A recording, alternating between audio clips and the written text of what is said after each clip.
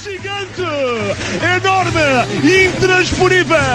O guarda-redes a fazer uma enorme intervenção. Olá, bem-vindos ao podcast Última Barreira, edição. A 10ª edição que traz uma novidade também, porque não é todos os dias que podemos ter um guarda-redes da Primeira Liga e principalmente será o primeiro brasileiro aqui no nosso podcast e vai marcar a sua presença aqui para falar um pouco da sua vida, da sua carreira, de quem é o Mateus como pessoa, como guarda-redes, o que é que tem para melhorar e o que é que ainda pode dar em Portugal na sua época de estreia, depois de uma longa carreira até aos 27 anos no Brasil. E chegando ao Moreirense esta época em 2019 e 2020, no meio de uma pandemia, no meio de muita coisa a nível pessoal e a nível profissional, mas que brilhou e que foi considerado por muitas pessoas que seguem a Última Barreira nas diversas redes sociais como a revelação, o melhor guarda-redes, o guarda-redes pronto a dar o salto. Existiam muitas estas opiniões sobre o Mateus Pazinato e vamos falar aqui um bocado dos segredos do que é o seu rendimento e tudo mais. Bem-vindo, Mateus, obrigado por aceitar este convite. Deixa a pergunta inicial já, quem é o Mateus Pazinato? Olá, amigos, tudo bem? Olha, primeiramente é um prazer estar aqui, conversar com vocês aí, que é muito importante, muito específico na nossa posição de guarda-redes. Fico muito feliz em ser o primeiro guarda-redes brasileiro. E, bom, deixa eu começar a me apresentar aqui. É o Mateus Pazinato, hoje eu guarda-redes 28 anos. Sou ítalo-brasileiro, como você falou, cheguei aqui ao Moreirense com 26 anos, né? E acabei de fazer 27 até antes de começar os treinos. E, bom, eu sou de Concórdia, Santa Catarina, sou do estado do Brasil, sou um cara muito tranquilo, muito família também. Tenho uma esposa, 2 filhos, meu filho Nicolas, 6 anos, minha filha Antonella, de 5 meses, que inclusive nasceu no meio da pandemia aqui em Portugal. E, bom, sou guarda-redes, acho que a maioria do pessoal que está a ouvir já ouviu falar, já leu a meu respeito aqui na Última Barreira. E eu sou guarda-redes ítalo-brasileiro também, tenho a cidadania italiana. E estou aqui a desfrutar muito do campeonato. Tive uma experiência muito boa nessa primeira época. Acho que Portugal sempre foi uma das grandes ligas e chegar cá foi a realização de um sonho, uma etapa de um sonho. E estou muito feliz de estar cá e também poder bater esse bate-papo aqui com vocês. Ótimas palavras daqui da apresentação, aqui uma visão muito pessoal, e pegando essa parte já pessoal, recebemos uma mensagem de um seguidor, não sei se é seguidor só da Última Barreira, também é teu, deve ser principalmente teu, chamado Guilherme Dias, que disse, e passo a citar: Mateus ajudou a minha família no Brasil no incêndio. Ele é um grande homem, passa essa mensagem, por favor. Queria-te perguntar já assim de forma muito direta, até porque isto também pode elucidar-nos o que é, quem é o Mateus. Que situação e que ocasião foi esta, já agora, para percebermos também? Olha, essa situação ocorreu em Goiânia e o Guilherme entrou em contato comigo através do Instagram, mandou uma mensagem e, assim, nós recebemos inúmeras mensagens de gajos que pedem camisolas, que pedem botas, que pedem luvas, ou até mesmo para ajudas em situações, mas ele, de alguma forma, me chamou a atenção que a forma que ele entrou em contato comigo foi muito específica, não foi aquela situação que te pede uma ajuda, por favor. Não foi. Ele foi muito sutil e explicou aquilo que realmente a família dele estava passando, né? Esse fato ocorreu que houve um incêndio na casa dos primos dele, se não me engano, familiares. E esses 2 primos, eles eram cadeirantes, no caso, eles não tinham mobilidade reduzida. E, assim, eles foram salvos por Deus, assim, sabe? Porque foi realmente um incêndio de grandes dimensões. E a forma com a qual que ele apresentou e pediu uma ajuda, para mim, me tocou muito, mas muito mesmo. E, no momento, eu sei que eu estava lá no Vila Nova, falei com o pessoal lá para pegar uma camisola, para fazer uma rifa, para ajudar, de fato, né? E também no dia que eu fui entregar a camisola, deixei umas compras lá também para o pessoal, conheci eles e assim, me tocou bastante, porque é algo assim que eu me coloco no lugar, podia ser comigo, podia ser com algum familiar meu, e graças a Deus, sabe, eu pude ajudar e fico muito feliz mesmo, porque o Guilherme, para você ter uma ideia, ele desde daquele episódio, né, que aconteceu, Ele sempre manteve contato comigo, me desejando sorte, por onde eu passei, mesmo quando eu estive no São Bento, tive que passar uma cirurgia, você me mandou uma mensagem para mim essa semana aqui. Então, dessa situação que eu pude ajudar, mas ajudei, sim, de todo o coração, nem divulguei, nem nada em rede social, não, porque eu penso da seguinte forma: eu acho que quando a gente tem que ajudar, a gente não precisa se promover em cima.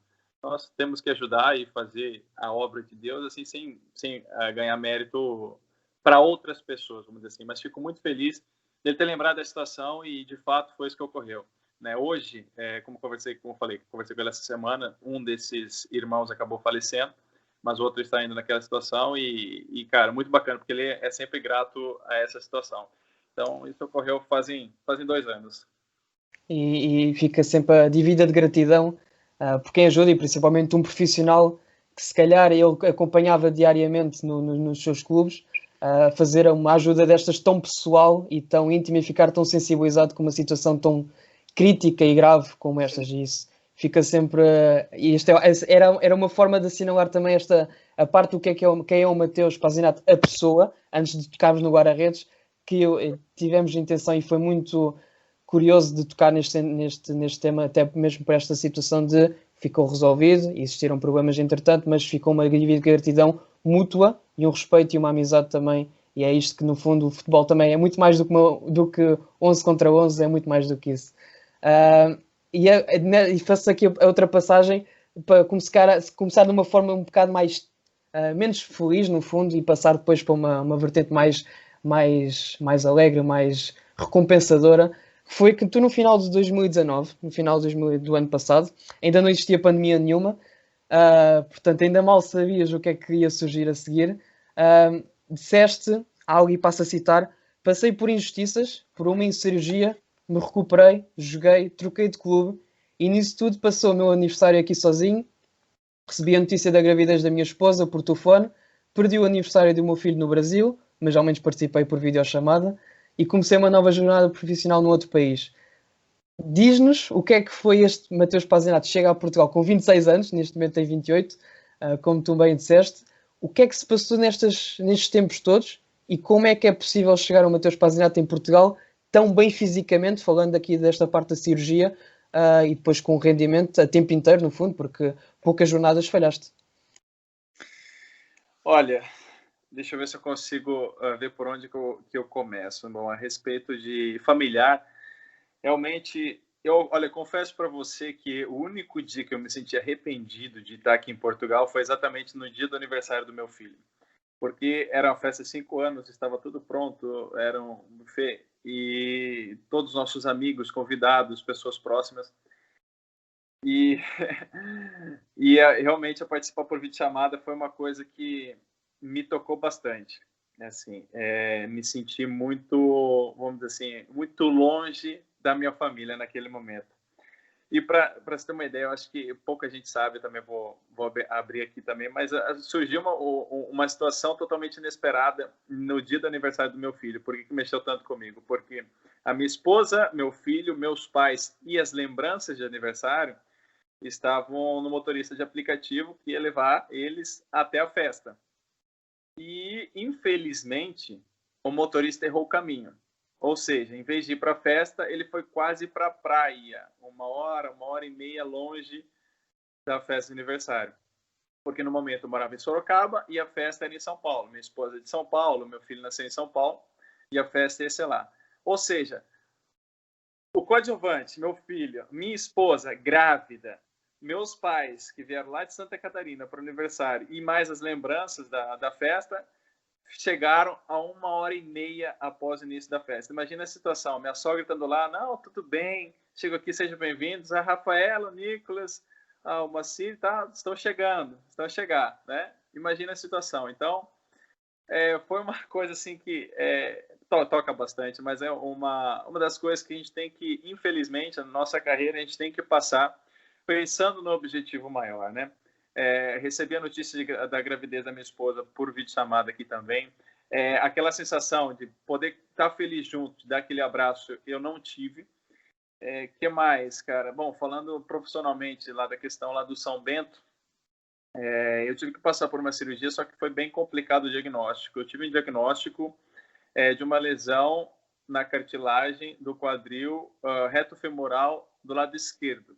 Ou seja, no âmbito geral da medicina comum de não ser de atletas, era uma lesão para ser operada, até uma raspagem no osso, enfim, um procedimento muito complexo e demorado para recuperação. Era no mínimo de 6 a 8 meses de recuperação. E sabe, cara, quando você pensa, fala, nossa, será que é isso mesmo que está acontecendo comigo? Mas aí eu falei, não, eu vou passar com médicos que estão no futebol para ter uma opinião deles. Porque se for isso que eu tenho que fazer, infelizmente eu vou ter que fazer, só que eu vou ver alguma forma de me preparar melhor para a cirurgia, para eu demorar menos tempo para voltar, sabe? Então, eu, particularmente, por iniciativa, até por ajuda de amigos lá, eu fui até o médico do Palmeiras, né? Eu passei com ele e tinha uma opinião com ele logo pela manhã, e à tarde eu passei com o médico do Corinthians também, particular, isso né, na clínica deles, né? E aí foi quando eu tive uma consulta lá com o médico do Corinthians, foi que ele suspeitou que seria uma hérnia inguinal e não seria uma lesão na cartilagem do quadril, né? E eu sei que aí ele trouxe um amigo dele, que era exatamente isso que ele fazia na vida dele, e foi onde ele constatou que eu tinha o espaço aberto das minhas hérnias dos dois lados.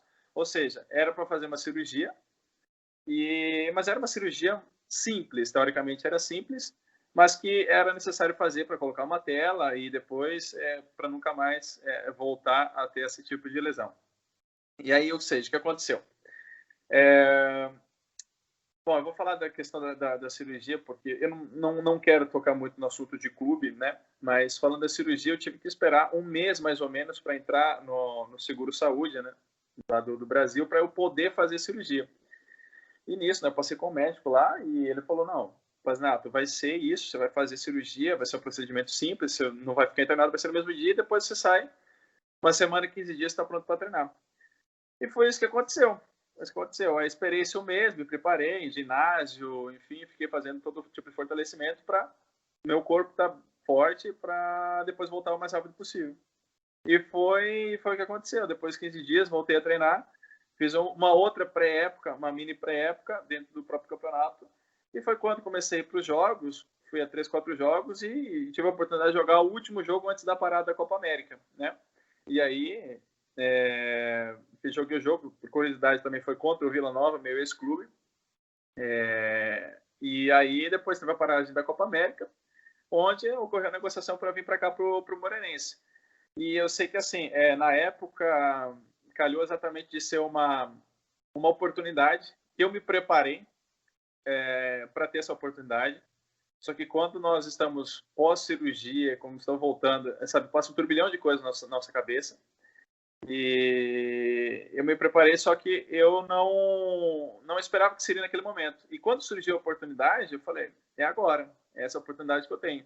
Tanto que, assim, eu, particularmente, eu nem pensei na questão salarial, eu pensei justamente na oportunidade de vir aqui, mostrar meu trabalho e fazer uma grande época, né? E, graças a Deus, a forma como foi e tudo como ocorreu, né? Assim, falando no âmbito geral, sabe, tem que agradecer muito a Deus pela oportunidade de calhar de estar no clube, né? Que pudesse ter a oportunidade de jogar, condições de trabalho. E, graças a Deus, deu tudo certo, né? Basicamente é isso. E tenho que perguntar, até por uma questão de quem está na posição de guarda-redes e quem é atleta, muitas vezes surge a curiosidade de como é que surgem as lesões. Essa lesão apareceu-te em jogo, em treino? Como é que te apareceu essa lesão e qual é a gravidade que tu sentiste na altura, sequer?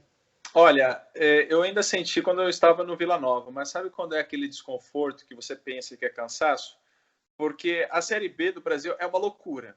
Pra você ter uma ideia, eu cheguei a ficar praticamente uma semana completa longe da minha família, em viagens e jogos. Ou seja, você joga lá no norte, depois você vem, você volta para Goiânia, no caso, que é a região centro-oeste do país, para depois jogar lá no sul, para depois voltar. Então é uma loucura. Então, naquele momento, eu pensei, deve ser cansaço por essa viagens, jogos, você acaba não descansando direito. Depois dos jogos, você não dorme direito. Ao menos acontece comigo, né? Demoro muito tempo para dormir, a adrenalina ainda está lá em cima, né? E assim, comecei a sentir isso. Só que quando eu fui para o São Bento para fazer a pré-época, eu senti aquela dor que ela estava me limitando, ou seja, eu não tinha explosão para sair em cruzamento, eu não tinha a explosão também, a velocidade de reação, que sempre foi uma das grandes características minhas, apesar da minha altura, eu não estava tendo ela no meu 100%. Então, eu sabia que alguma coisa estava de errado comigo. Então, eu não conseguia treinar 100%. E aí foi onde calhou de no começo eu não começar a jogar. E aí entra no mérito das injustiças que acho que todo atleta sofre. É algo assim que é meio que normal no futebol. Desculpa, é normal no futebol. E assim, nós temos duas escolhas, né? Ou isso passa e nos fortalece, ou isso passa e nos derruba. Então é isso, sabe? Mas particularmente ali foi mais do que o normal. Por isso que eu coloquei na minha postagem, dentro de campo, fora de campo, enfim, coisas que acontecem no futebol, questões de diretoria, questões de colegas de trabalho. Da posição mesmo, eu abrindo aqui, eu acho que foi o único que eu tive problema, e foi um só guarda-redes dos 3 que estavam lá, dos 4 na verdade, mas assim, graças a Deus isso tudo passou para que eu pudesse hoje vir aqui com essa bagagem toda, até um pouco mais tarde do que os meus colegas, mas que eu chegasse aqui e estivesse preparado para a oportunidade. E como é que tu sentes, até porque disseste que não te preocupaste com questões salariais, com nada disso, querias viver o sonho europeu, no fundo, entre aspas, existe o sonho americano também, mas isso é no mundo dos negócios, no futebol o sonho europeu é um dos grandes, e principalmente Portugal, por esta afinidade com o Brasil. O que é que tu sentiste esta época, ou seja, desde o início, o que é que tu sentiste à chegada, e o que é que tu sentes hoje, passado um ano e pouco, porque isto já estendemos, além desta época, já estendemos um bocado, o que é que tu sentiste neste ano europeu, no fundo? Olha, no começo tem todo aquele processo de adaptação, né? Claro, eu tentei levar de uma forma mais sutil, mas são pontos específicos que você tem que mudar, né? Até depois a gente vai falar da questão de treinamentos, mas tem o treinamento de guarda-redes, tem a forma como a equipa joga, tem a sua participação na construção de jogo, a sua forma de sair numa bola cruzada, a forma como é cruzada essa bola, né? Que aqui é muito mais um chute na direção da baliza do que até mesmo um cruzamento. E assim, eu passei por esse processo, tive a oportunidade de começar a jogar, comecei bem, sabe? Me senti bem na equipa, me senti bem fisicamente, me senti bem. Tive alguns problemas ainda de falta de fortalecimento, que era normal, porque estava recente a cirurgia, mas aí com o trabalho, com o treinador de guarda-redes, com o pessoal da fisioterapia, o staff todo técnico, nós em conjunto, né, conseguimos fazer um plano de fortalecimento. Então, jogava fortalecimento e foi onde eu pude me sentir bem. Claro que no começo a gente tem muito mais erros do que no final, né? A gente está, vamos dizer assim, né, menos, entre aspas, preparado para o futebol europeu do que depois, como você pega uma bagagem. Isso é normal, né? Então, mas olha, eu analiso essa época como uma época muito boa mesmo, sabe?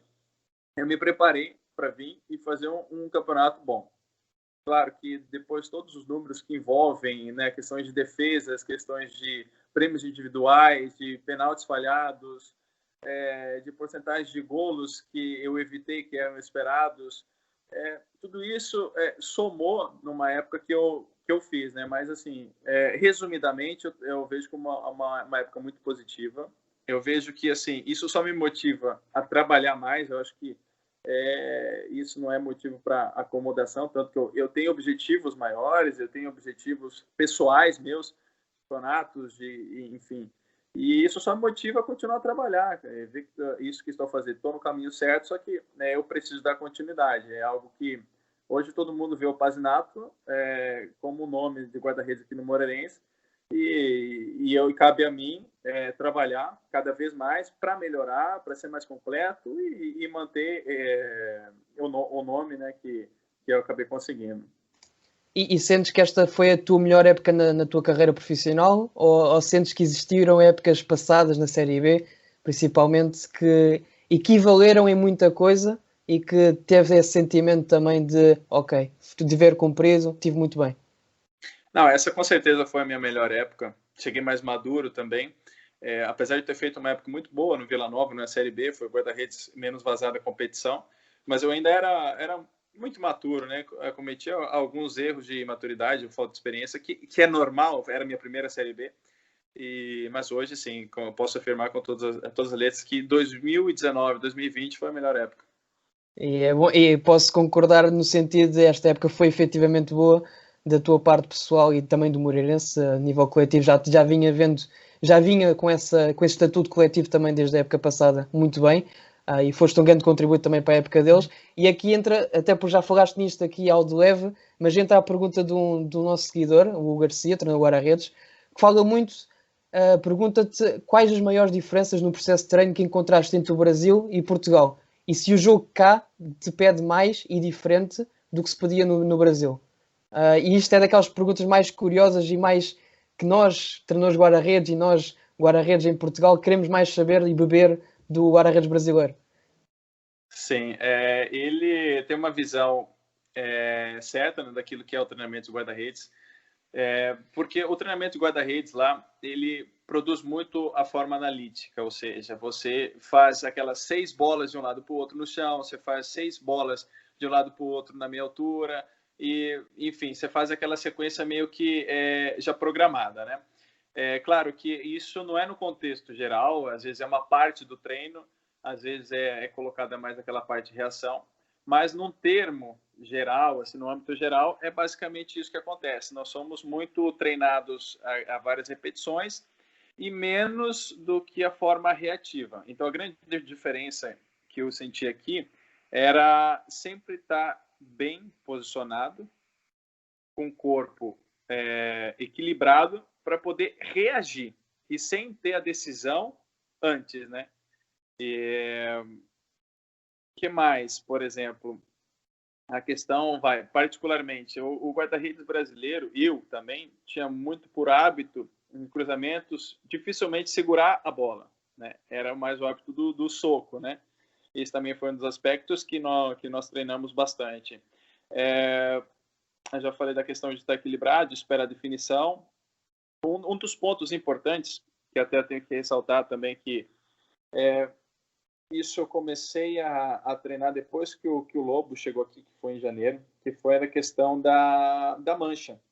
Sempre foi eu nunca tive trabalhado esse início, já tinha comigo, mas nunca fui trabalhado, então era uma coisa assim muito no instinto, mas não era aquela coisa trabalhada, ou seja, quando o avançado chega para você, você espera a definição e você faz o X, você faz a mancha. Ou você tira o espaço já com a mancha, sem deixar espaço para ele pensar. Então, isso nós trabalhamos aqui e nós colocamos em prática no jogo contra o Vitória de Guimarães. E assim, para ele falou para mim que assim comemorou como um golo. E comemorou mesmo, porque não estava sem torcida, ele, até mesmo o Trigas, que estava lá na oportunidade, lá no banco. E comemoraram muito, porque era uma coisa assim que eu, particularmente, eu não conseguia fazer. Quando começou os treinos, eu não conseguia fazer. E nós fomos trabalhando. E eu fiquei aberto às ideias, às mudanças, e consegui pôr em prática no jogo aquilo que foi pedido. Então, sabe, ele sempre fala dessa situação. E, basicamente, sim, lá, por exemplo, os treinadores de guarda-redes também fazem muitos chutes, né, muitos remates, né, sejam cruzados, de frente, em várias situações. E aqui já é mais com a situação com o grupo, né, não propriamente com o treinador de guarda-redes, né, é uma coisa assim um pouco mais sutil. Mas acho que as principais diferenças são essas. Aqui você espera para reagir, você fica posicionado, seu corpo equilibrado, você procura sempre estar equilibrado, trabalha a sua passada lateral, a sua passada cruzada para estar parado, já está na hora do remate, já está fixo. E claro, depois você trabalha a sua velocidade de reação, alguma coisa que é sua e também aquilo que é trabalhada para depois dar resultado. E a curiosidade surge até porque já tocaste aí na questão analítica, de muita repetição.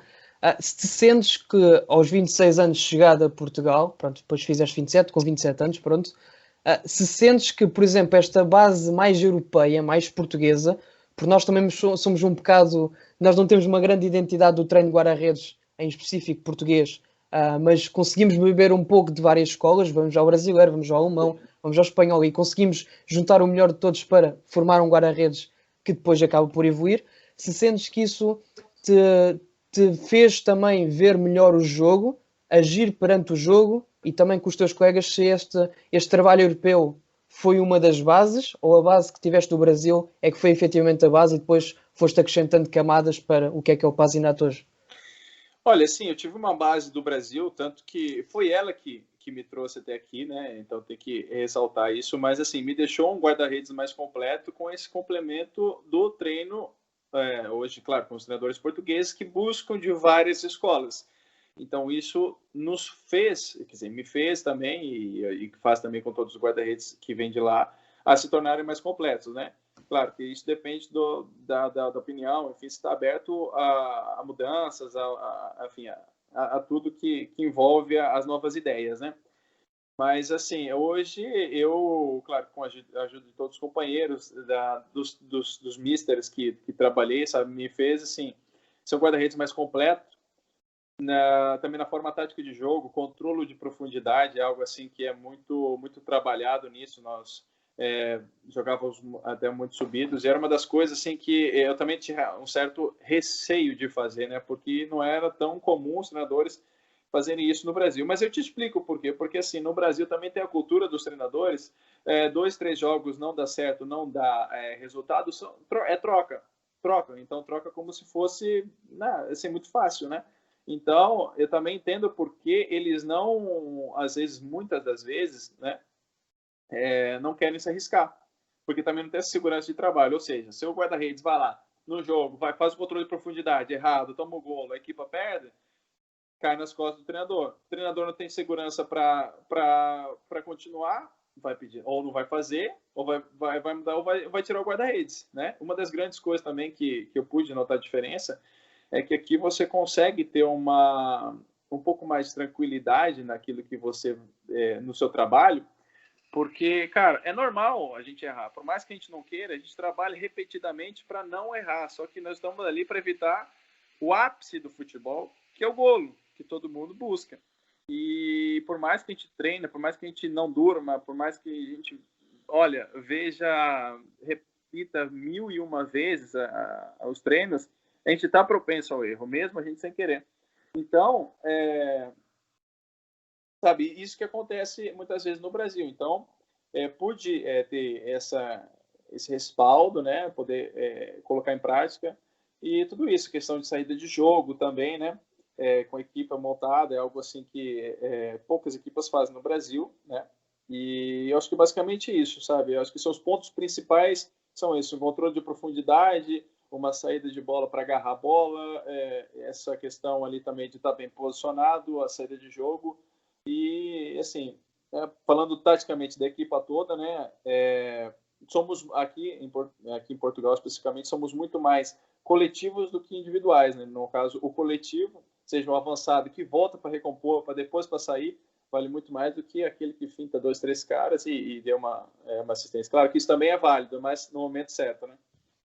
E até por isso eu tenho que perguntar que quem é neste momento, já falámos de quem é o Pazinato como pessoa, agora perguntava-te quem é hoje Pazinato o guarda-redes e também quem era o guarda-redes antes de chegar a Portugal.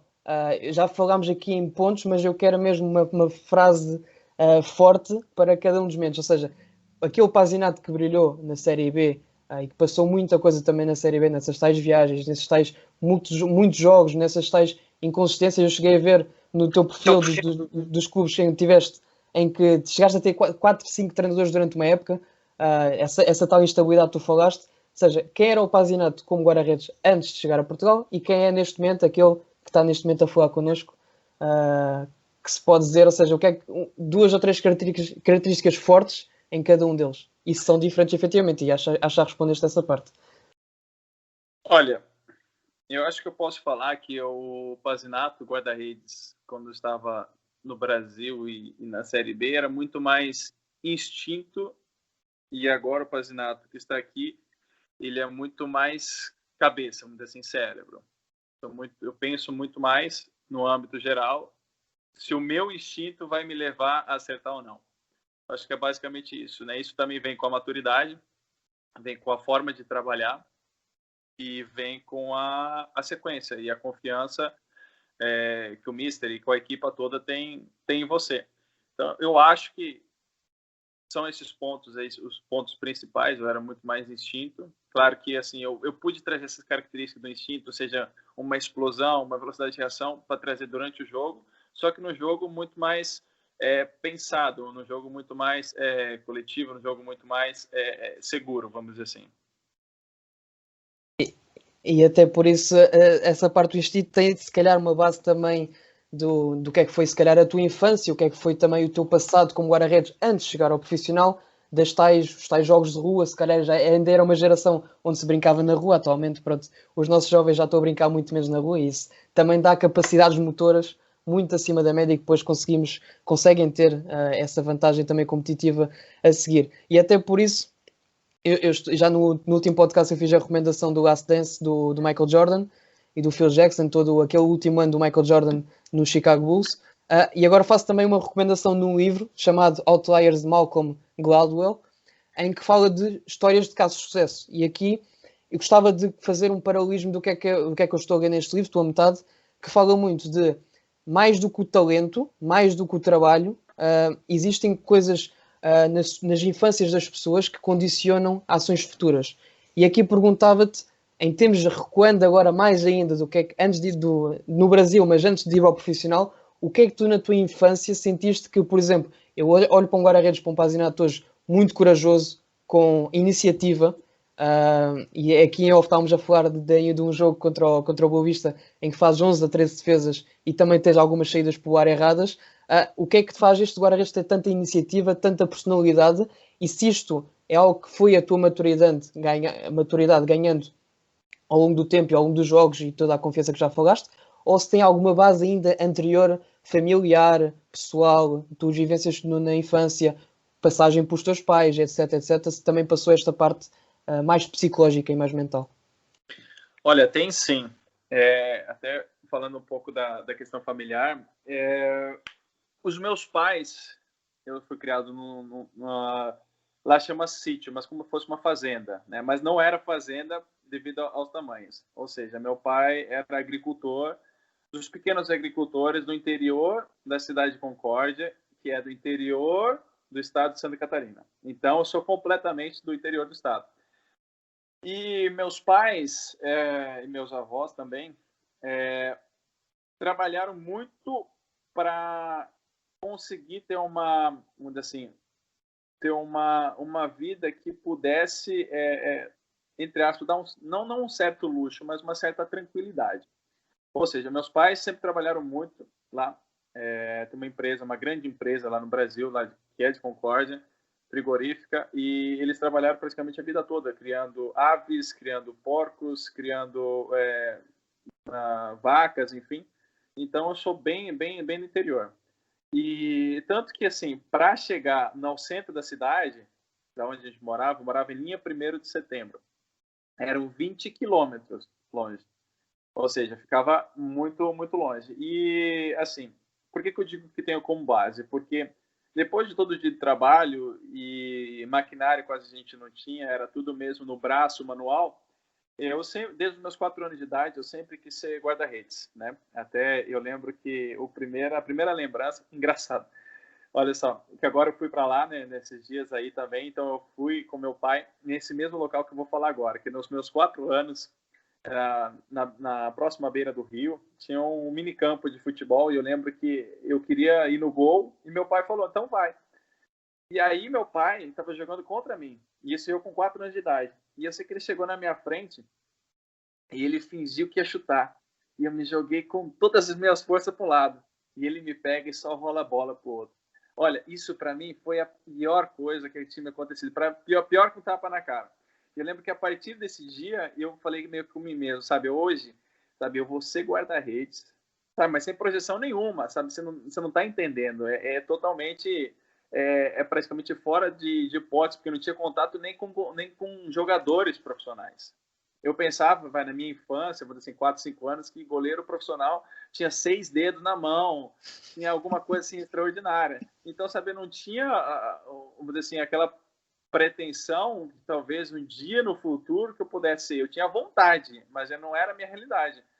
E assim, como eu falei, né, nós passamos lá, agora nesses dias atrás, e eu falei exatamente o que aconteceu. Meu pai ficou todo surpreso, porque falou, olha, Matheus, você lembra exatamente aquilo que aconteceu, como foi, que horas, enfim, eu lembro tudo. Então, meus pais tiveram uma vida muito difícil, muito trabalhadora. E eu também, eu saí muito tarde para jogar futebol. Eu saí de Concórdia, vamos dizer assim, para começar a aprender tecnicamente com 16 anos. Talvez, acho que por isso também é um pouco tardia a minha chegada aqui na Europa, né? E eu lembro, assim, que na infância, 4, 5 anos, depois de todo o dia de trabalho, nós tínhamos feito um arco com troncos, né? Aquele arco de troncos, uma baliza com troncos, e eu sei que eu ficava enchendo o saco do meu pai para ele rematar, fazer remates em mim depois do dia todo de trabalho. E muitas das vezes meu pai falava, pô, tô cansado, eu trabalhei o dia todo, enfim, e eu insistia, pai, pelo menos um pouco, né? E ele ia lá e fazia. Meu irmão também teve muita participação nisso, sabe? Mas como o irmão mais velho sempre pegava o irmão mais novo e descontava tudo aquilo que ele tinha, então, sabe, isso foi eu acho que foi trabalhando em mim, sabe, aquilo, sabe, eu tenho que me virar para não, assim, entre aspas, ser humilhado, mas também não sofrer. E eu lembro também que no meu começo, vamos falar um pouco da minha história aqui, cara, mas eu comecei como eu te falei, né, que eu saí foi com 16, mas que eu comecei na escolinha da minha cidade foi com 15 anos. E eu lembro que eu morava nesse sítio, né, e onde eu estudava, eu tinha que vir, deixar minhas coisas da escola, pegar assim, um lanche, vamos dizer assim, comer ali em 3, 4 minutos, que depois mais 2 minutos o autocarro passava, para me deixar até o horário do treino, para eu treinar à tarde, para depois eu voltar e fazer tipo mais 20 quilômetros para chegar em casa. Então, nada é fácil, né? Eu acho que toda história de grandes pessoas começaram de baixo e não foi fácil, nada cai do céu. E bom, resumidamente, para não me alongar muito, mas resumidamente, dessas características que você tocou, eu acho que tem muito, sim, da questão familiar, porque eu me vi numa situação sem perspectiva, numa situação onde a história da minha família era ser agricultores, e eu tinha um sonho. E eu, para ter um sonho, eu falei, eu tenho que ir.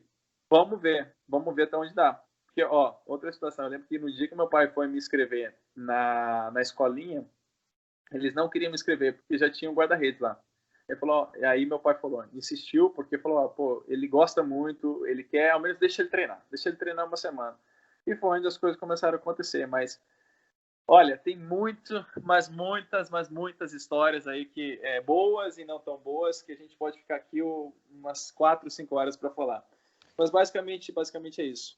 Então, basicamente, estás a confirmar esta teoria do autor, no fundo, porque ele apresenta vários casos de sucesso, que não é só a carga de horas que eles tiveram, aliás, a carga de horas em determinados contextos favoráveis ou desfavoráveis, mas que providenciaram a oportunidade, no fundo, essas horas práticas com o teu pai, competição com o teu irmão, a prática nas escolinhas, mesmo que seja um pouco mais tarde, mas tiveste alguma prática deliberada, mesmo em contexto não fora do futebol, no fundo, que te passou também essa parte, além de estas questões, muitas vezes falamos do inato, do talento inato, ou seja, aquele que já vem desde o berço, vem desde que estamos na barriga das nossas mães, e aquilo que é trabalhado no fundo e o contexto que existe à tua volta. Portanto, tu acabas basicamente de confirmar que aquele bichinho do guarda-redes e o que é que tu acabas por ser hoje, vem muito bebeste muito dessa parte também da infância, o que é curioso, e esta é uma visão muito engraçada para nós refletirmos mesmo do que é que nós somos hoje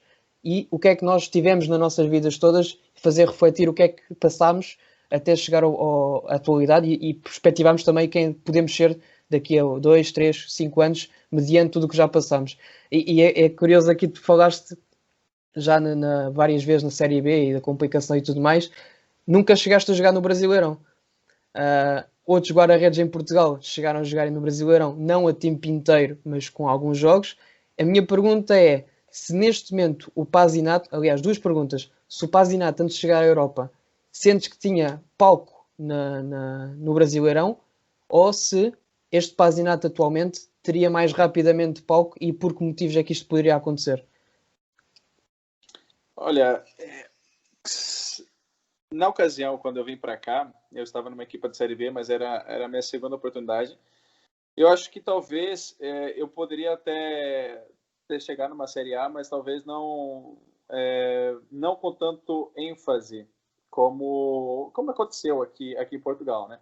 Hoje, claro que assim, como eu estava no Brasil, eu não tinha, como eu posso dizer, virado a chave, né? Por uma situação totalmente que eu tinha planejado que sim, que seria objetivo sim, chegar numa Série A, para depois chegar numa Europa, era isso que eu tinha planejado. Então, entre aspas, eu pulei uma etapa. Então, eu psicologicamente virou a chave muito rápido, né? Talvez não seria com toda essa ênfase, né? Claro, mas hoje eu me vejo assim extremamente bem e até mesmo preparado para chegar numa Série A, jogar numa Série A, dar uma sequência e ser regular, porque eu acho que aquilo que toda equipe quer no guarda-redes é a regularidade. Então, hoje sim, me vejo preparado para jogar uma Série A, continuar jogando aqui uma primeira divisão de Portugal e também para campeonatos também maiores e grandes expressões. Isso é bom ver, ainda por cima, acabas por ter um perfil algo distinto de muitos guarda-redes no Brasileirão, mas lá está, eles também já estão lá há muito mais tempo, estão mais que familiarizados com todas aquelas circunstâncias e simplesmente ganhaste outras capacidades que poderias-te ver nesse sentido.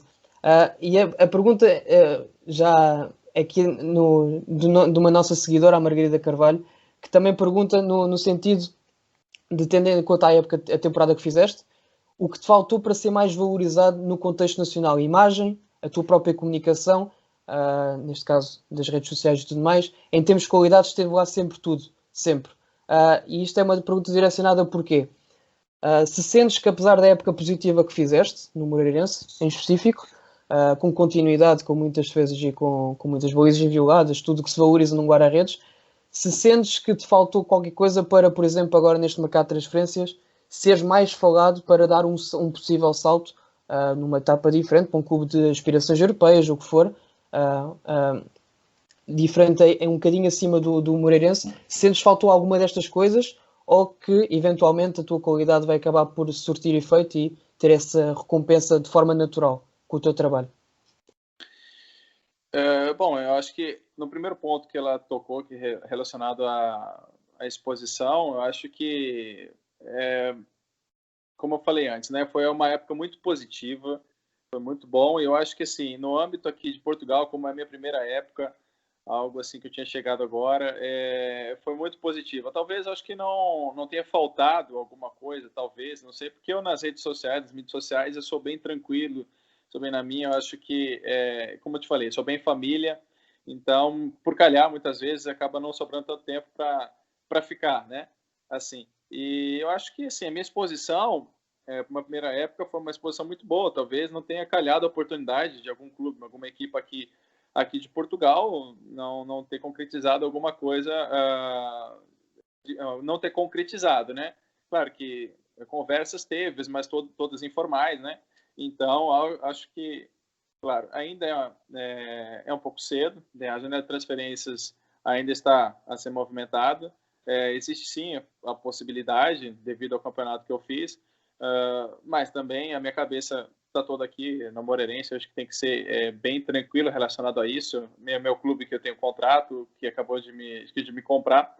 E, claro, como eu falei, tenho o objetivo, sim, de sair, disputar outras ligas, chegar numa Champions. É meu sonho, meu objetivo de vida. Eu acho que nessa primeira época eu pude mostrar que eu tenho a capacidade de evoluir para chegar a tal. E, claro, né, se calhar uma oportunidade, né, como eu falei, o mercado ainda está aberto, é algo assim que, claro, almejo como objetivo de vida, e também tem que ser bom para os dois lados, né? Eu acho que isso o Moreirense também fez um investimento numa época de pandemia, onde tinha a opção de compra, já estava em contrato isso, é porque também me vê como ativo do clube, e eu acho isso que também é bom. E assim, se calhar a oportunidade, eu tenho certeza que no momento certo as coisas acontecem, né? Como eu falei para você, minha história de vida nunca foi fácil, não foi rápida, vamos dizer assim, sempre demorou um pouco mais. E eu aprendi a ter maturidade nisso, né? Eu acho que, claro, que a gente quer, claro que eu queria estar jogando a Champions League, claro que eu queria estar na semifinal da Champions League, claro, todo guarda-redes quer. Eu queria estar na seleção brasileira agora, claro, todo guarda-redes quer. Mas, assim, eu sei que eu tenho que trabalhar muito, eu sei que tem os colegas, enfim, pessoas que eu tenho como referência também, mas eu não posso deixar de sonhar, de jogar uma Champions, de chegar nas finais, jogar uma Liga Europa, de estar numa grande equipa, de disputar títulos. É isso que todo atleta quer, todo atleta almeja. E comigo também não é diferente. Então, eu acho que a minha época aqui no Moreirense foi para mostrar quem é o Pazinato.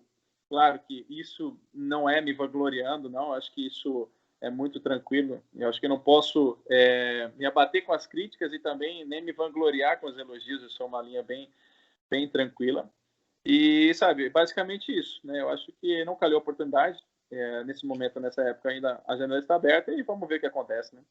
E é curioso, porque falaste em colegas, eu deduzo que também sejam guarda-redes aqui em Portugal. E pergunto-vos assim de forma muito direta, até porque eu ouvi, ainda por cima, eu gerindo uma página de guarda-redes, ouvi muitas vezes nas redes sociais que existia uma perda de qualidade no guarda-redes em Portugal. O que eu não concordo efetivamente nada, até porque acabam sempre por surgir guarda-redes, seja internos ou de mercados emergentes, periféricos, em que acabam por chegar a Portugal e acabam por render por si só. Eu senti este ano que existiu alguma regularidade de muitos guarda-redes, do topo até cá acima. Se calhar, ao nível do topo não existiu uma grande estrela, estávamos habituados a Rui Patrícios, a Casilhas, ao Blacks, a Ederson, ou seja, no topo se calhar não existiu um grande, mas o Odissei esteve muito bem, o Marchezinho também para a época de estreia também não foi nada mal, garantiu muitos pontos ao Porto, o Max a época de estreia também como profissional em altos patamares e correspondeu bem. A minha pergunta é, como é que tu avalias o guarda-redes em Portugal e o que é que tu sentes? Duas coisas, o que é que tu sentes que o Pazinato é melhor do que a média e o que é que tu sentes em que o Pazinato podia melhorar dos guarda-redes também que vês e vais jogando contra à tua volta? O que é que tu sentes nestas duas perspectivas? O que é que tu podes ser diferenciador e o que é que tu podes ainda ganhar ao longo dos próximos tempos para ser ainda melhor?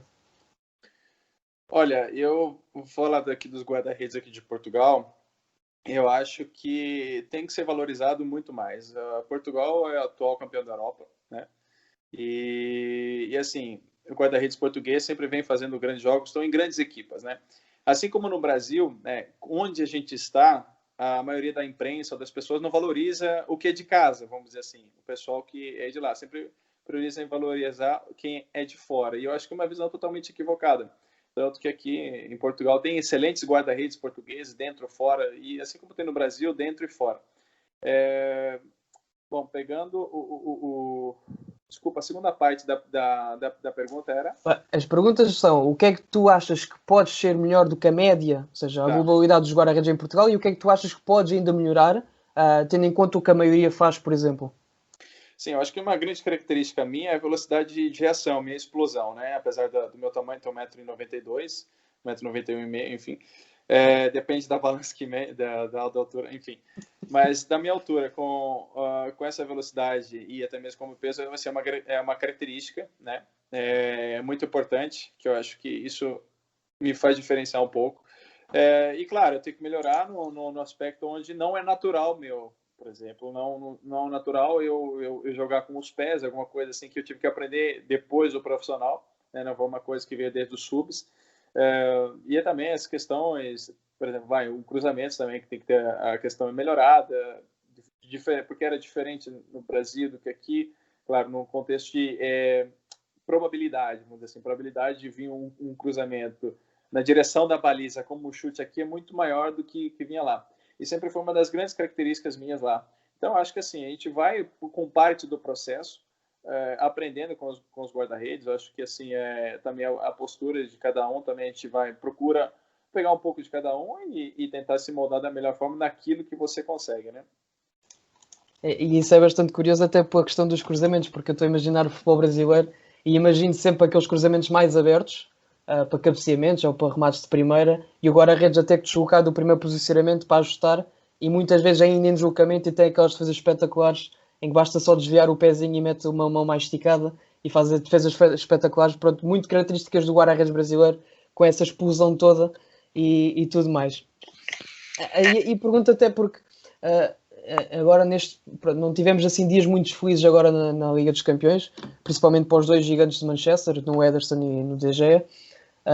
Perguntava-te assim muito concretamente, em termos de guarda-redes brasileiro, do que tu já viste, por exemplo, com o Marcos, com o Tafarel, com o Dida, com o Júlio César, com o Alisson, com o Ederson, estes brasileiros que chegaram ao topo dos topos, o que é que tu sentes que eles podem ter que podia ajudar também na tua concepção? Ou seja, o que é que, olhando para eles, o que é que te inspira, basicamente, e faz pensar, de género, eu gostava de ter isto, desta referência, no fundo. O que é que tu achas, olhando para estes todos brasileiros, o que é que achas em comum, no fundo, para eles chegarem àqueles patamares de cima, e depois o que é que tu caracterizas e o que é que te identificas, no fundo, com qualquer característica deles?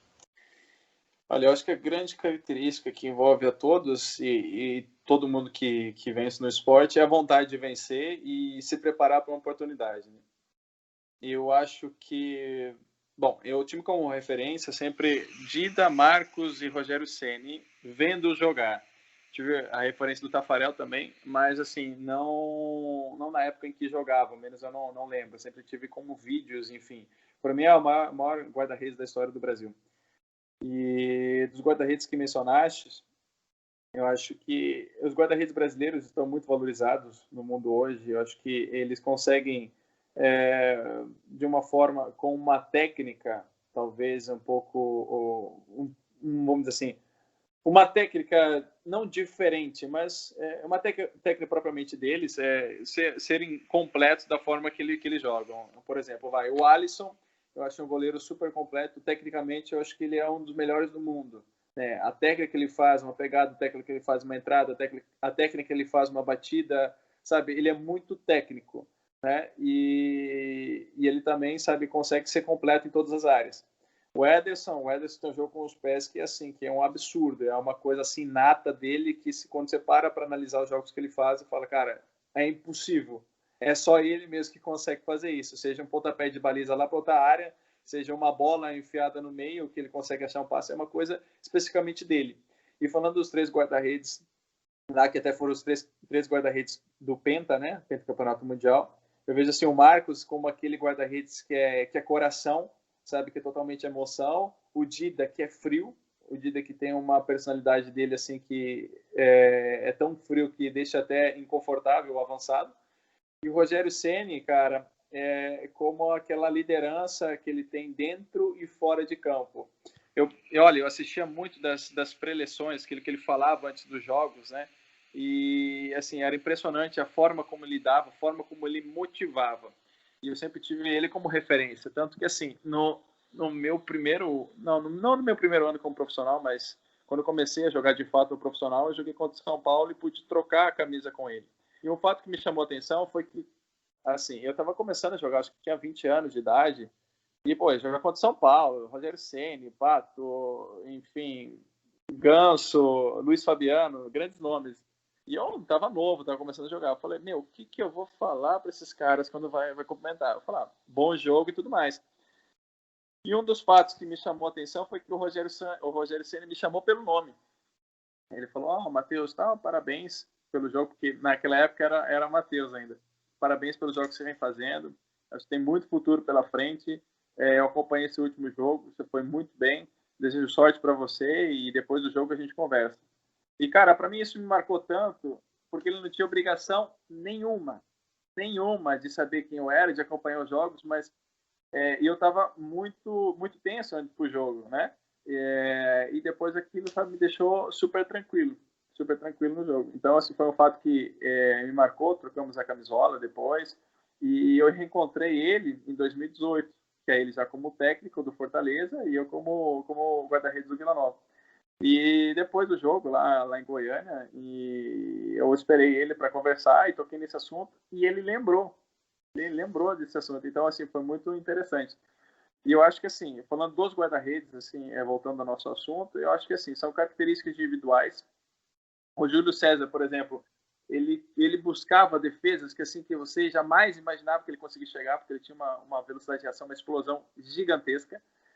E, cara, eu acho que, sim, são fatores. Eu acho que também, se olhar para o guarda-redes brasileiro, se olhar, vamos, assim, o Vlaco Dimos tem uma característica, o Marchesin tem uma, o Pasnato também tem uma, o Cláudio também tem uma, sabe? Se vai fazendo assim, e o próprio guarda-redes, quem tá a começar, quem tá a ouvir também, vai moldando aquilo que pode fazer bem para você, bem para a carreira, né? E já te fiz uma pergunta parecida, mas isto tem uma noção diferente até pelo que acabaste de dizer.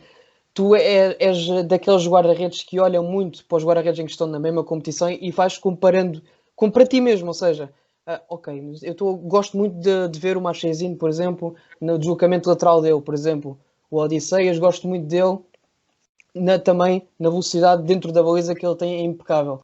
Se vais buscar, por exemplo, algumas características daqueles guarda-redes sejam por cima de ti ou abaixo de ti, entre aspas, na classificação, só meramente nisto, e do género, eu gostava de ter isto. E se pensas nisso como, ok, isto se calhar pode ser produtivo para mim, vamos tentar, junto do treinador guarda-redes, tentar melhorar isto. Se fazes esta comparação para uma evolução mais pessoal tua também e constante nesse sentido. Sim, eu concordo, e tanto é que eu faço, porque nós temos exemplos a toda hora, né? Então, seja de todos os guarda-redes. Vendo aqui exemplos aqui dos 18 guarda-redes que estavam cá, você olha para o March também, para chegar aqui, sabe aquela postura, primeira época, enfim, numa grande equipa, como é que ele reage, né?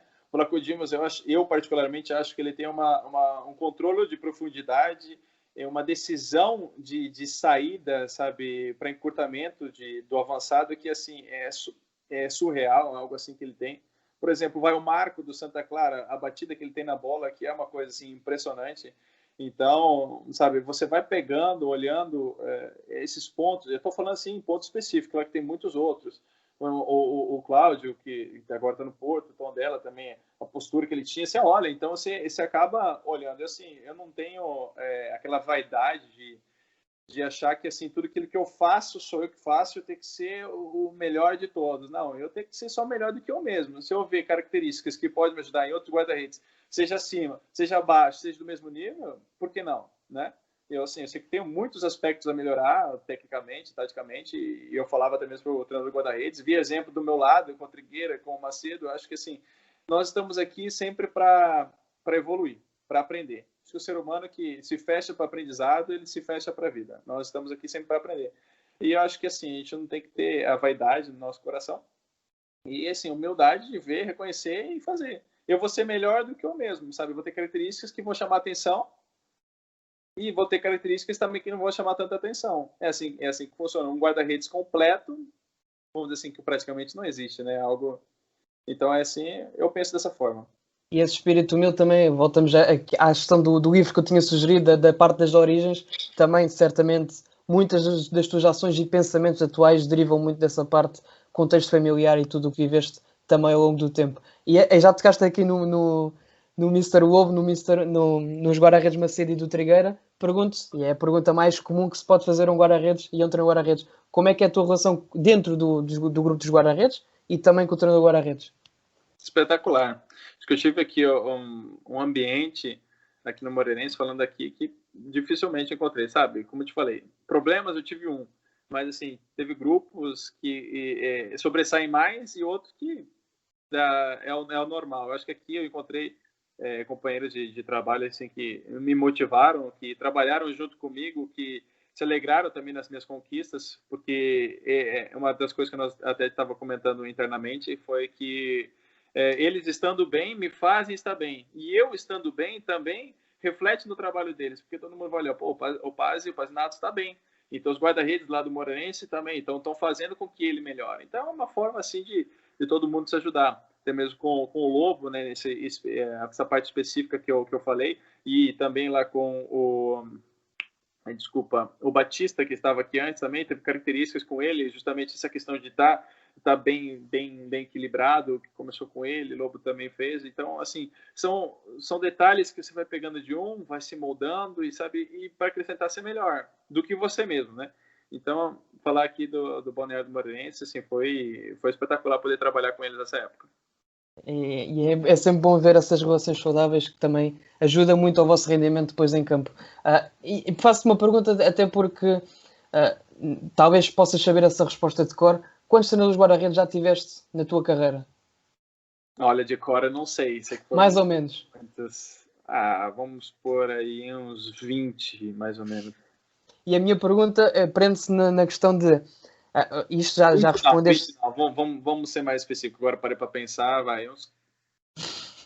De 15 a 20. Se for pegar dentro, é mais ou menos isso. É mais ou menos. E isso acabas por beber muita informação, muito feedback, muita coisa de várias pessoas, e depois a questão da maturidade e a questão da absorção também de cada informação que te vão dando, também depois fica explanada no teu jogo de forma indireta ou mais direta e mais atual ou mais histórica no fundo. E perguntava-te aqui, e isto é das perguntas mais curiosas sempre para um guarda-redes, que é: qual é o teu exercício de treino de guarda-redes que mais gostas? Seja, que mal vês que vais fazer durante no campo ficas entusiasmado, e pelo contrário, aquele que olhas e dizes: a sério isto outra vez? Não, por favor. Se tivesses que dizer nem que seja um exercício pequenininho, o que é que mais gostas e o que é que menos gostas? Olha, interessante essa pergunta, é bem específica, mas o que eu mais gosto de fazer é velocidade de reação. Trabalho de velocidade de reação. Mudança de direção da bola, enfim, tudo aquilo que é imprevisível, né? E o que eu menos gosto de fazer, eu acho que o Lobo vai ficar pé da vida comigo, mas aquele exercício de escada que faz para depois fazer um punho ou depois fazer uma entrada, mas fazer aquele trabalho de escadinha, eu particularmente não gosto. Então, a pergunta normal a isto é: existem os nossos gostos, pronto, e depois existem as vantagens de fazer determinada coisa. Tu sentes que, por exemplo, pegando só neste exercício que acabas de dizer, da coordenação na escada e para ter uma ação a seguir, sentes que isso pode ter ajudado às tuas ações durante a época, no momento a seguir ao exercício ou àquela sequência de exercícios dentro do integrado? Sentes que existia uma correlação entre treino e jogo de forma direta? Ou o gosto mantém-se porque não gosto de estar a fazer isto, por favor, metam-me logo dentro da baliza que eu quero defender? Ou não? Como é que surge esse pensamento de género: eu não gosto disto, tenho que fazer, e principalmente eu sei para que é isto? Existe esse espírito crítico?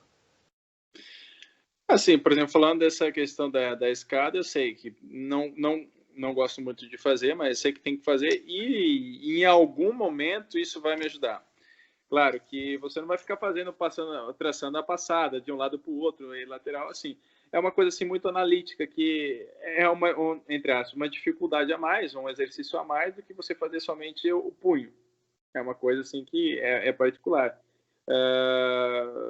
Mas assim, não acho que não vejo como, por exemplo, uma escada possa me ajudar dentro da baliza, né? Algo assim.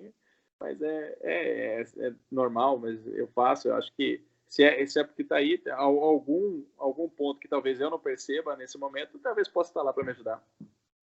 Isso é interessante teres dito isso, até porque eu também uso muitas escadas, portanto, imagino que as minhas guarda-redes estejam a pensar neste momento a ouvir-te. Pronto, podem criticar-me também um bocado. Antes de passar aqui para as perguntas mais extra, até porque já tocámos aqui muita coisa a nível pessoal e tudo mais, deixava-te aqui um pequeno espaço. Isto é totalmente imprevisível, porque não te dei, na parte do guião não te dei esta referência. Se tu tivesses que contar alguma história que aches relevante contar para perceber o pasinato da pessoa, mas principalmente agora, porque já falámos muito da pessoa, o guarda-redes, o que é que dirias neste momento? Tem alguma história curiosa? Já contaste aqui histórias com o Rogério Ceni, essa tal identificação, passado muitos anos, ele lembrava-se de ti, esse tipo de coisas que sejam passadas em Portugal ou no Brasil, que queiras contar aqui a quem nos possa estar a ouvir? Olha, tem várias. Eu não sei por onde que eu começo, mas... Então, onde que eu vou deixando de fluir. Vamos lá. Olha, como eu falei, eu comecei desde a minha infância, sempre tive muita dificuldade e eu comecei, vamos dizer assim, a aprender tecnicamente, seja cair para um lado, cair para o outro, técnica de punho, técnica de queda, com 16 anos. Eu trabalhava na escolinha, mas era uma coisa assim muito crua, vamos dizer assim, não era técnica, né? Então, quando eu saí da minha escolinha lá, que eu fui para uma equipa, eu peguei o Silvio, que é um treinador de guarda-redes que eu tenho contato até hoje, vejo como um pai no futebol, porque foi quem me ensinou, e ele foi ex-guarda-redes do Grêmio, na época onde o Grêmio, de 90, ganhou Libertadores, enfim, ele era reserva do Darley, né? Então ele me ajudou muito nisso.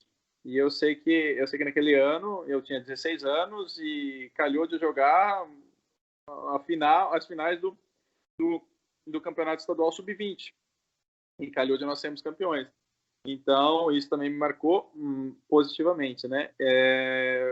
Mas, assim, negativamente, teve umas histórias, assim, que eu até expus ela faz pouco tempo, mas o que aconteceu? Deixa-me só interromper-te, só por uma questão de coerência. Dissemos no início que íamos estar no início um bocadinho tristes, para alegrar um bocadinho, e agora não vamos terminar também com uma história triste, portanto é bom que te lembres de uma história feliz logo a seguir para continuarmos em beleza. Só dar esta Vamos lá. Então, essa história, assim, mas é como um exemplo, né? As coisas que no futebol, talvez, acho que aqui talvez não tenha muito disso, mas lá no Brasil aconteceu comigo, que quando... É o seguinte, vamos dizer assim, antes de começar no começo da história. Existe a Copa São Paulo, né, que é um campeonato de juniores lá, e na equipe onde eu estava, que era o Rio Preto, né, você tinha que assinar um contrato de gaveta, vamos dizer assim. Só tinha sua assinatura e sem nada no contrato. Então, nós fomos lá para a Copa São Paulo, aí depois eu fui para uma outra equipa, né, chamada Desportivo Brasil, e eu fui fazer testes lá, com 18 anos. E eu fiquei, e o pessoal quis fazer contrato profissional comigo. Só que quando eles fizeram contrato profissional comigo, eu era de menor ainda, né? E aí eu tive que levar para meu pai assinar, reconhecer firma cartória, enfim, essas coisas aí, que são básicas. E eu pensava comigo, mas não foi feito isso com o Rio Preto. Ou seja, passado 2 anos, fui lá, joguei sub-20, me profissionalizei no Desportivo Brasil, voltei de empréstimo. Quando eu pego o contrato com o Rio Preto, eu vejo lá que a assinatura do meu pai, como eu ainda era de menor, estava falsificada. Ou seja, falsificaram a assinatura do meu pai e entraram na Federação Paulista. Né? E aí eu pensei comigo, cara, querendo ou não, devido a toda a situação, na época eu quis me rebelar, enfim, pensei até em largar o futebol porque era uma coisa totalmente injusta isso. Mas eu parei para pensar comigo, tá? Eu quero ser goleiro profissional, quero ser guarda-redes profissional. Ok, sou profissional. A situação não foi melhor? Não foi. Mas o que eu tenho para mim é hoje, é isso. Então, vou continuar. Eu vou continuar, vou treinar, vou trabalhar. Quem sabe as coisas acontecem ou não. E graças a Deus as coisas aconteceram e depois eu sei que eu fui vendido para o 15 de Piracicaba, né? E esse clube ainda ganhou uma porcentagem de dinheiro em cima devido a essa situação. Então não foi uma situação bacana, mas como eu falei antes, a gente tem a possibilidade, tudo que acontece na nossa vida, seja bom, seja ruim, de você escolher ou isso te motiva ou isso te acaba, te joga para baixo. E isso me motivou. Então eu vejo hoje, sabe, tenho muita fé que isso eu tive que passar para eu ter essa bagagem que eu tenho hoje. Não que eu seja melhor do que ninguém, cara, mas assim, me fez ser a pessoa que eu sou dessa forma hoje. E olha, vamos dizer assim, uma história boa, vamos dizer assim. Mas antes disso, só para dar aqui um complemento, porque eu quando enunciei aquele livro falei muito da infância e tudo mais, mas já percebemos aqui, e pelas histórias que foste contando, das injustiças, destas coisas que foram-te acontecendo, que é, ok, isto acontece mal, eu posso bater aqui um bocado mal da cabeça inicialmente, mas há uma lição a tirar disto, existe agora a minha parte, eu tenho que ultrapassar estes problemas e tudo mais. E isso é curioso que depois chegas a essa tal maturidade, a essa definição clara do que é que eu sou, e é muito bom de ver que, lá está, isto não se foi feita com base em muitos sucessos, ou por mais sucessos por si só. Foi feita com base em sucessos, em erros, em problemas, com culpa tua, com culpa de quem está à tua volta, com culpa do contexto, tudo que mais alguma coisa, mas temos de ser nós mesmos a dar a volta por cima e fazer isso. E essa é quase... a última pergunta que eu tenho para ti é sempre a mesma, e é a questão de dar um conselho, e aqui acho que este é um bom conselho, depois tens de pensar noutro. E estas histórias que tu foste contar é muito elucidativo, que o percurso para chegar lá acima, ou para chegar aonde queremos chegar, é tão sinuoso, é tão problemático, e tem muito mais problemas do que propriamente sucesso e coisas boas, e temos que é de fazer nós de virar a página e saber virar a página, e essa lição já foste dar muito bem. Uma história feliz, Pazzi.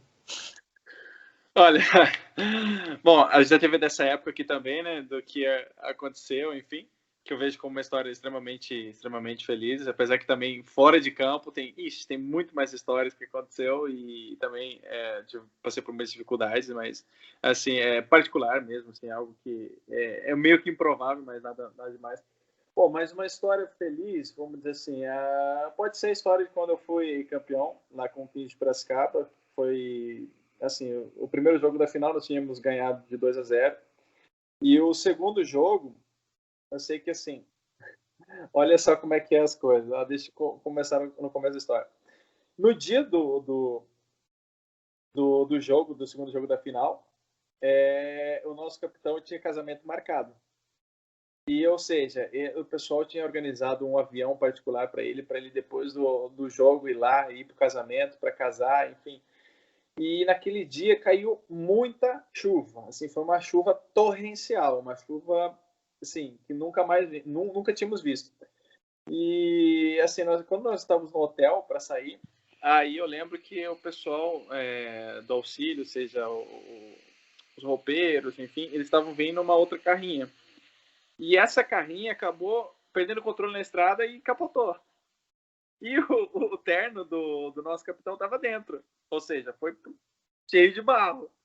Aí, nossa, sei que o pessoal teve que mandar para Piracicaba de táxi, para numa lavadeira lá, para tentar lavar, para tentar deixar bom para o casamento de logo mais.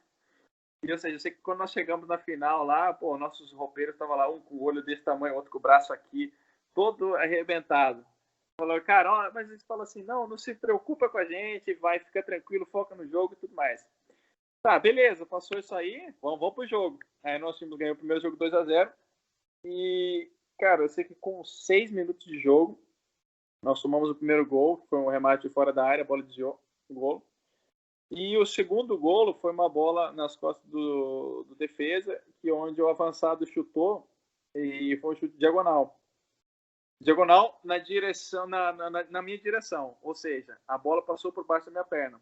Foi um chute muito forte, que não deu tempo de reagir para baixar a mão, mas eu tomei o golo pelo meio das pernas, ou seja, um erro. E sabe, quando você já começa para pensar, olha, tem que focar aqui e tudo mais, porque não posso deixar me abalar, é uma final, minha primeira final, disputando o título, e falei, vamos embora.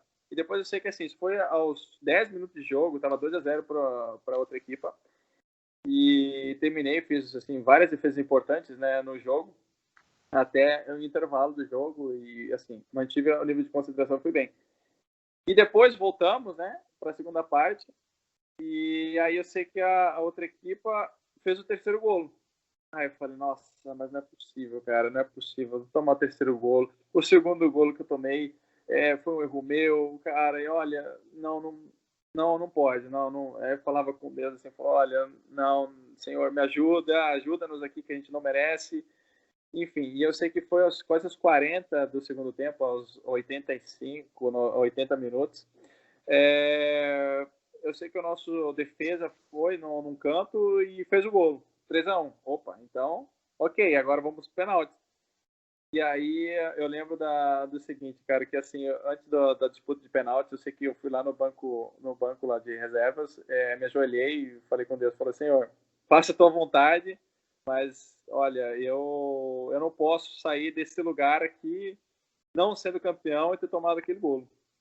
E olha, eu sei que assim, foi uma coisa assim tão impressionante que dos 4 penaltis que a equipa bateu em mim, eu peguei 2 e foi 2 sem recarga. Sim, então assim, nós fomos campeões, sabe? E aquilo lá foi um momento assim, tão feliz porque eu vejo dessa forma. Poderia ter sido uma situação totalmente ruim para mim, mas não foi. Acabou sendo onde eu fui exaltado, enfim, pega penalti na final, sabe? Todo mundo fala.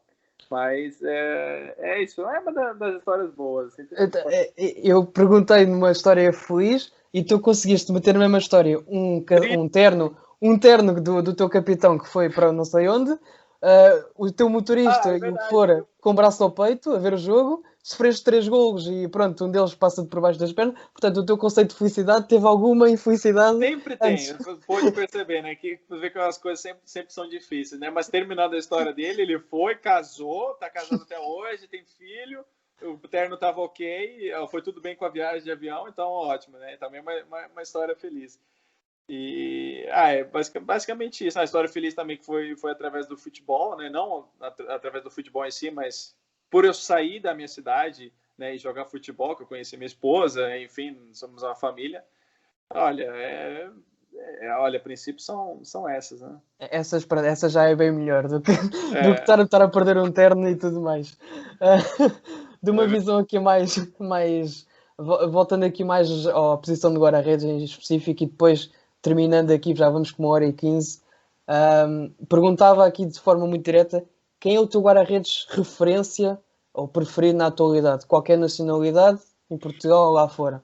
Quem é aquele que tu olhas e dizes, ok, este gajo é incrível mesmo. Em tudo mais, num aspecto mais global do jogo. E também do guarda-redes, claro. tem que ser um. Pode ser vários. E até podes dizer melhor. Até podes dizer vários e o motivo do porquê ser esse guarda-redes. Bom, eu acho que são, assim, 4, que eu acho que assim que são, que hoje, não, 5. São muitos, cara, mas olha, vai, Alisson, Ter Stegen, Neuer, Oblak, assim, Ederson, né, que eu falei. A princípio, nesse momento, tem o Courtois também.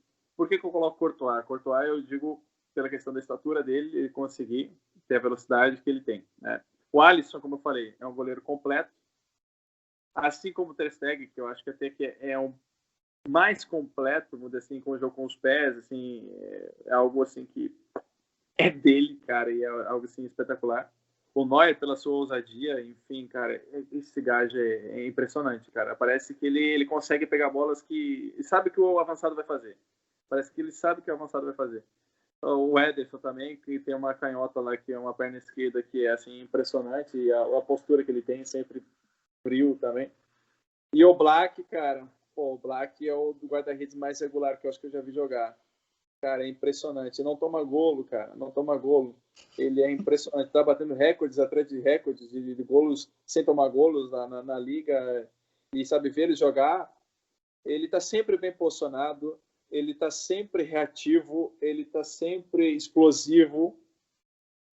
Tem que falar, cara. É algo assim que você olha e fala assim, cara, abençoado. Pronto. E aí tenta pegar características. Acho que são desses. Mas, cara, eu não consigo hoje enumerar o número 1. Falar do número 1. Pô, eu posso falar do Buffon, cara. 40 e tantos anos aí jogando, cara. Esse cara aqui é sensacional.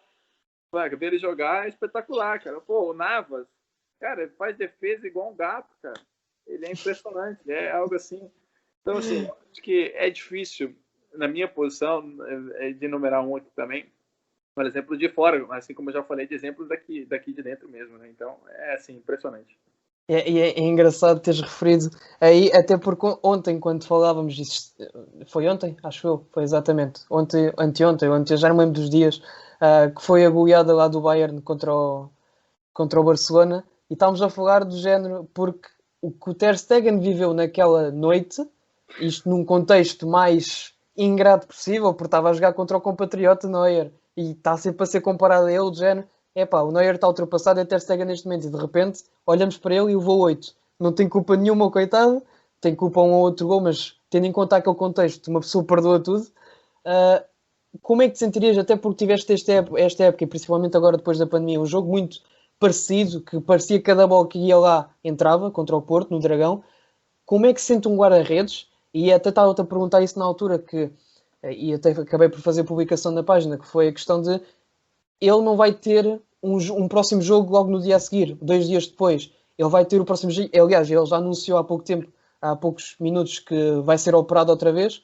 E para poder, como tu disseste, depois não estar parado outra vez e estar, pelo menos, com maior regularidade. Vai estar parado no início da época, portanto, mais uma baixa para o Barcelona. E mais uma baixa para o Barcelona e mais uns meses sem jogar o tal jogo que ele precisa a seguir.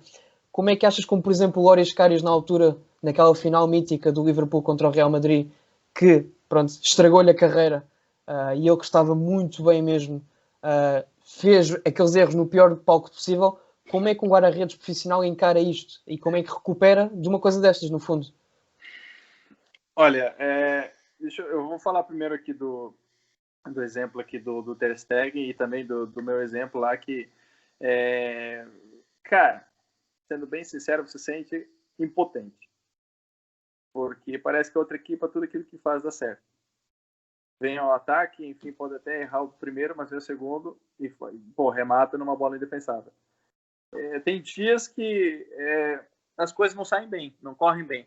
E foi o que aconteceu. Por exemplo, do Ter Stegen tomar 8 numa quartos de final da Champions, sem poder jogar o próximo jogo. Foi um pouco diferente da minha situação, apesar de ser um jogo de 6 golos, mas que não interferiu na nossa classificação. Enfim, foi um jogo onde a equipe do Porto deu tudo certo e pôde comemorar em grande estilo o título, né? Mas se sente impotente. A verdade é que quando nós estamos lá dentro, a gente não quer saber quem está na nossa frente, não quer tomar gol. A gente estava jogando para ganhar, né? Claro que por mais difícil que seja. E estávamos bem até tomar o 2-1. E depois, se for analisar os gols individualmente, coisas que acontece. Marega fez gol de livre, várias tabelas saindo no cara a cara, enfim, é uma coisa que deu tudo certo para eles. Então, é esse sentimento de potência. Mas eu tive o jogo na próxima semana, né? Querendo ou não. Então, é um pouco diferente. Agora, falando do Karius, eu sei que eu estava assistindo o jogo ao vivo e por mais guarda-redes que eu seja, sabe, era difícil me colocar no lugar dele. Porque fazer aqueles erros, né?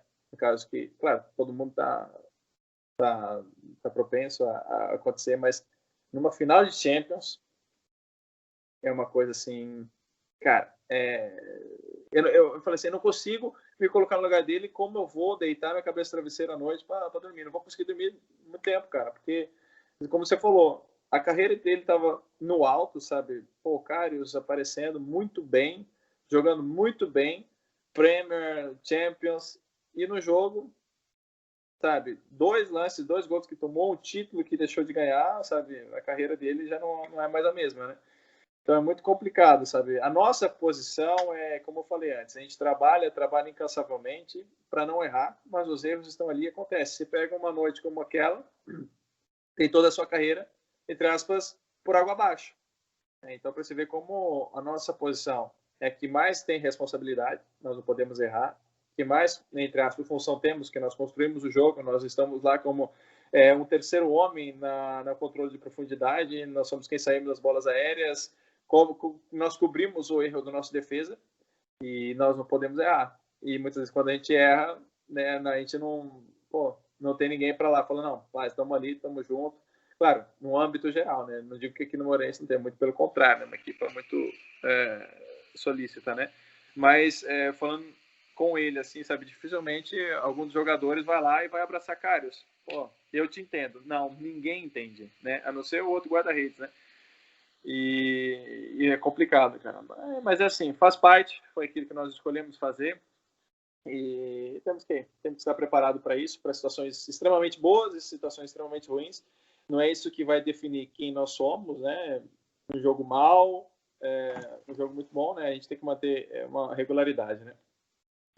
O Neno, que é embaixador, não sei se é embaixador ou diretor do Vitória Sport Clube, antigo guarda-redes no Barreirense, no Vitória Sport Clube, no Benfica também. Ele tem uma frase muito feliz num podcast chamado Chazadas da Bola, no YouTube, que ele diz o seguinte, que é a questão de eu lembro-me dos maiores erros que tive na minha vida como guarda-redes, ele foi um belíssimo guarda-redes, e não me lembro das melhores defesas, sequer, não me lembro de defesas minhas. Ou seja, e depois existe esta carga dramática nesta posição em específico, tem muita coisa que podemos aplicar às nossas vidas facilmente, e aos nossos filhos e tudo mais, às nossas próximas gerações e quem está à nossa volta, mas depois tem esta parte também pessoal de eu daqui a 10 anos, quando deixar de jogar, eu não me vou lembrar da melhor defesa que fiz. Por exemplo, vou-me lembrar se calhar daquele gol que deixei entrar naquele estádio que não devia, como o Ter Stegen não vai esquecer este jogo e ninguém à volta dele, como o Karius também não vai esquecer daquele jogo e ninguém à volta dele, e o Karius ainda uma pessoa tem que dar mais mérito porque apesar da época a seguir, lá no Besiktas, não ter sido muito boa, mas pelo menos ele ter tentado num patamar de exigência, ainda por cima os turcos muito aficionados e muito apaixonados pela posição, pelo futebol, aliás, ele foi para aquele patamar e mesmo assim conseguiu corresponder, não ao nível do que teve no Liverpool, mas conseguiu responder o melhor que conseguiu, e neste momento temos de dar um grande mérito a alguém que recuperou daquela forma depois de ter falhado de forma crassa no pior palco possível para alguém falhar, e que ainda bem que não estragou pelo menos a carreira dele como guarda-redes, mas estragou se calhar um Karius de topo como ele estava a ser, e muitas pessoas não se lembram mesmo quem é que foi o Karius antes de chegar àquela final. O Karius foi incrível, tanto na Liga dos Campeões como também na Liga Inglesa, e isto as pessoas não se lembram, só se lembram porquê? Do erro final. E até por isto, antes de terminar aqui com um grande extra, mas perguntar, até porque já deste, pelas tuas histórias também passaste esses exemplos e conselhos, se tivesse de dar um conselho aos jovens guarda-redes que te ouvem e também treinam os guarda-redes, o que é que dirias? Trabalho, porque acho que todo guarda-redes já nasce com talento, mas a partir do trabalho você pode melhorar e continuar a melhorar até o final da sua carreira.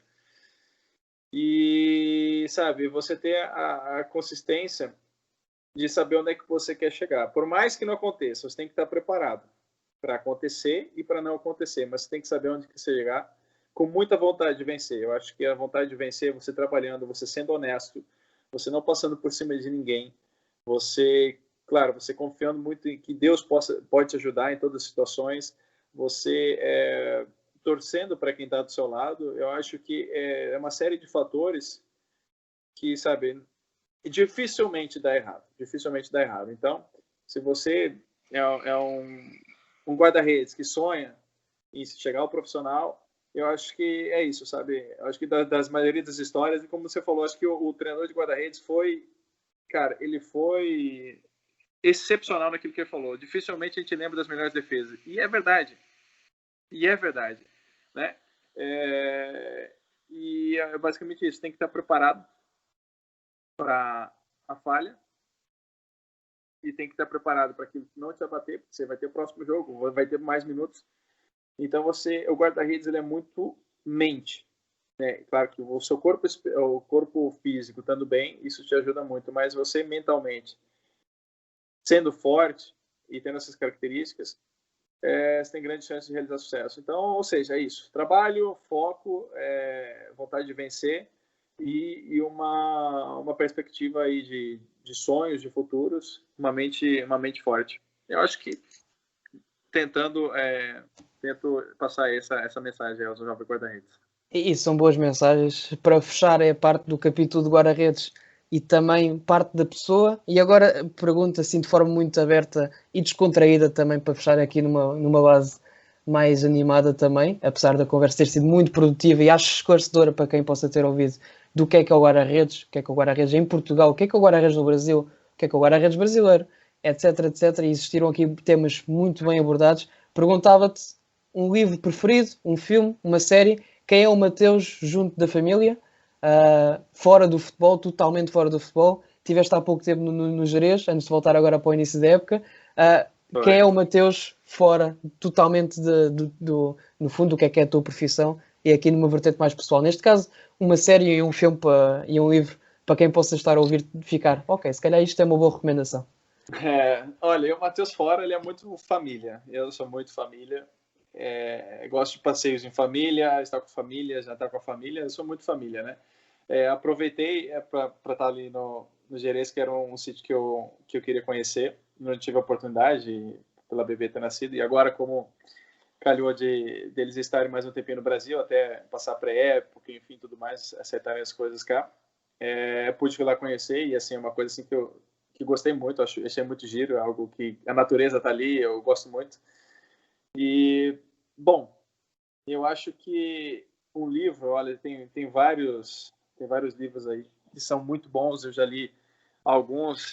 Como eu falei para você, tem um livro que eu recomendo que se chama Talento Não É Tudo, do John C. Maxwell, que cara, é muito bom porque, como eu falei, o talento já nasce com a gente, mas se a gente não maximizar o talento, seja com paixão, seja com trabalho, seja com dedicação, seja com amizade, sabe, não vale de nada, sabe?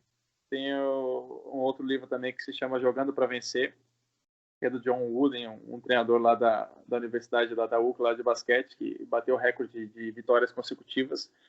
Foram 88 vitórias e assim, ele tem uma frase que é muito interessante, que eu até anotei aqui. Deixa eu ver se eu consigo pegar aqui para você, mas ele fala que a paz de espírito proveniente da consciência do que você fez o maior esforço possível para se tornar o melhor dentro do seu potencial. Isso é sucesso.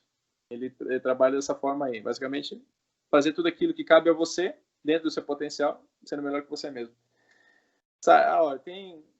Tem vários livros aí. E filmes, se tiveres de sentar ao lado dos teus filhos e da tua mulher, o que é que tu virias em termos de filme ou série, por exemplo?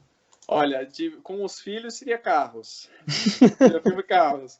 Mas com a minha esposa seria não específico, mas uma comédia, algum romance, né? E séries, olha, faz um tempinho já que eu não vejo séries. Já assisti a La Casa de Papel, assistia Greenleaf também, mas gosto muito da The Good Wife também, que trata de uma mulher que é advogada. Não, acho que é basicamente isso, né? Acho que agora com a bebê não sobrou muito tempo para assistir uma série nem um filme, mas isso faz parte, né? Eu acho que são os pontos principais. Eu gosto muito de ler, sabe? Não somente livros assim de biografias, autoajuda, mas também de investimentos. Eu acho que a gente também tem que pensar no nosso pós-carreira, né? Que a gente tem uma vida toda pela frente. Eu acho que conhecimento nunca é demais. Então, é basicamente isso. E tocas agora, pronto, isto, depois as perguntas vão surgindo e acho que para fechar acho que é uma boa perspectiva. Que o Tarantini, o jogador do Rio Ave, tem muito em Portugal investido neste tal pós de carreira, ele também se forma, tem doutoramentos, não sei o que é que ele já acho que está a tirar o curso de treinador também. Ele, para além de um atleta fantástico e em alto rendimento durante há muito tempo e um grande capitão, ele também fala muito em Portugal, dá formações, vai a faculdades, vai a empresas também falar muito disto do pós-carreira. Onde é que vê o Mateus daqui a 10 anos? Seja dentro do futebol como guarda-redes, que ainda lá está, existem sempre novos bufões, pronto, a partir do momento que existe um bufão com 43 anos que ainda joga, pronto, acho que todos podem, no fundo, ou todos podem ambicionar, pelo menos, o poder já é diferente, mas se ainda te vês a jogar, por exemplo, daqui a 10 anos, por exemplo, mas fora da posição de guarda-redes, onde é que tu deverias? O mundo empresarial, dentro do futebol ou fora do futebol, onde é que tu deverias ter espaço? Olha, daqui a 10 anos eu espero sim estar jogando, e jogar a alto nível como o Buffon. Mas o pós-carreira, bom, de momento eu não me vejo como treinador de guarda-redes, mas talvez com alguma posição relacionada à gestão do futebol, seja um diretor, talvez um empresário, talvez, mas assim, umas coisas ainda um pouco imaturas, né, que tá a amadurecer, mas talvez não ligado ao futebol, também seja com algum tipo de empresa, com algumas representações, pode ser. Eu acho que também nesse mundo de investimentos, eu acho que com aulas, bolsa de valores, enfim. Mas eu acho que é basicamente isso, né? Eu ainda estou a amadurecer, procuro saber de um pouco de cada coisa para ver qual que melhor me encaixa. E acho que está aqui também uma perspectiva que, pronto, existe um manancial de, neste caso, um limite máximo, entre aspas, não é bem máximo, mas um limite onde, pronto, deixa-se jogar efetivamente e tem que existir um pós-carreira e uma pós-perspectiva. E tal como disseste também, ainda há pouco tempo em conselho, o perspectivar à frente também é muito essencial, seja realizável ou não, tem que existir pelo menos essa base de plano futuro para algo que olhamos em frente, olhamos para cima, é ali que eu quero chegar, é por aquele caminho, vamos ver os passos todos intermédios até lá. Pazi, diz se quiseres dizer umas últimas palavras, mas da minha parte é tudo, e acho que já ficou uma entrevista muito, muito, muito elucidativa, como já disse atrás, umas últimas palavras para eu fechar também aqui a nossa entrevista. Olha, eu acho que eu só tenho que agradecer a oportunidade de poderem me conhecer um pouco mais, de conhecer aquilo que eu penso, aquilo que eu faço, para quando me verem na TV dentro das 4 linhas, saber que não é só o Paz que está ali dentro das 4 linhas, mas que tem toda uma história, enfim. Eu acho que isso pôde esclarecer para as pessoas. Eu acho muito bacana, sabe, essa interação. Como estou chegado também no guarda-redes brasileiro, não sabe como é que é o futebol, lá a bagagem que tem. Mas, sim, muito feliz pela entrevista. Eu acho que isso foi bom para a gente.